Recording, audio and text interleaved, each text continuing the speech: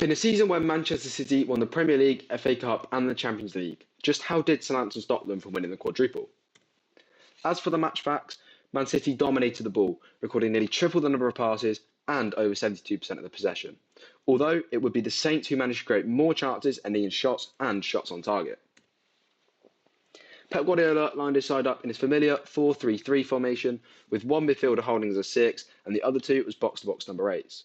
Despite this being a cup quarter-final, Pep decided to leave many key players out of the starting 11, including Ederson, Kanji, Rodri, De Bruyne, Mahrez and Erling Haaland. Man City's previous game against Chelsea was in the FA Cup, where they won 4-0.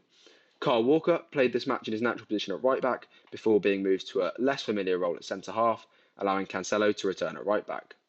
Rodri started against Chelsea in the 6, Bernardo Silva as the left 8, and Mahrez on the right wing, all making way in this match.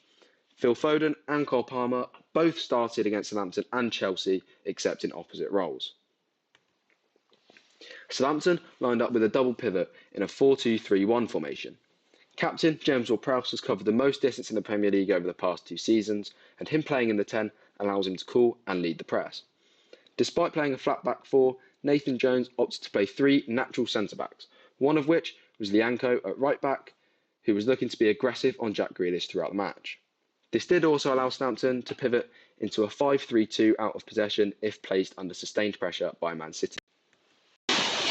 Southampton's first half game plan was to put the pressure on Man City, pressing straight from the kickoff as a pack of 5, forcing the ball through Calvin Phillips out to the fullback, winning the ball off a heavy touch within 9 seconds of the start. Saints deployed a system forcing the ball from the goalkeeper to a central defender, triggering the press. Mara and Ward-Prowse worked in tandem, and as one of them pressed the defender with the ball, the other would sit on Calvin Phillips, preventing an easy bounce pass out. This clip shows Ward-Prowse man-marking Calvin Phillips, preventing him from being able to dictate the game from his midfield position, as James Ward-Prowse stays within close proximity of him. Ortega passing the ball to a centre-back acted as the trigger for Southampton's press, and as Walker received the ball, Mara would press him, forcing him to play out to Cancelo, where Adam Armstrong would anticipate the pass, ready for the interception. In the case that Walker would not play the ball out wide, he would come back infield to Ortega, who would recycle the ball to Laporte, triggering James Ward-Prowse as the press and Mara to sit back on Phillips. Again, Laporte, like Walker, would pass the ball out to the left back, where the winger would be ready to intercept. Guardiola's side had 7.3% more possession than their season average. When compared to their average, they actually had 11% more possession than average, yet had 15% more touches than average. A disproportionate increase here isn't an issue, but where they had the touches is. Southampton pushed Man City back, shifting the focus of the ball from the midfield to the defence and goalkeeper, where touches increased by 32 and 61% respectively in comparison to the season average. The holding midfielder is key for City, having on average the most touches per 90 minutes. Southampton stopped this from happening, dropping the Sixers' touches by 25 from 101.3 to 75.9. Southampton scored their first in the 23rd minute as Lianco picked out Mara with a cross.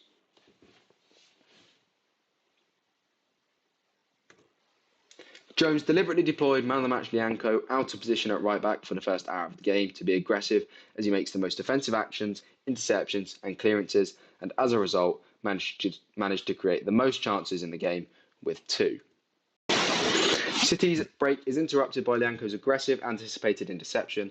7 metres separated Grealish and Lianco at the time of the pass. Lianco still able to intercept. Walker was caught ball watching, not knowing where his man was, and as Mara identified the space and moved early, Lianco was able to spot his run and find him in the middle.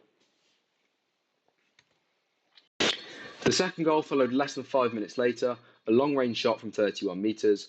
Gineppo had 3 options for a pass, but noticed Ortega 4.4 metres further out than he should have been, so decided to make the lob. Southampton's aggressive press, interceptions and final third decision making is ultimately what stopped Man City winning the quadruple.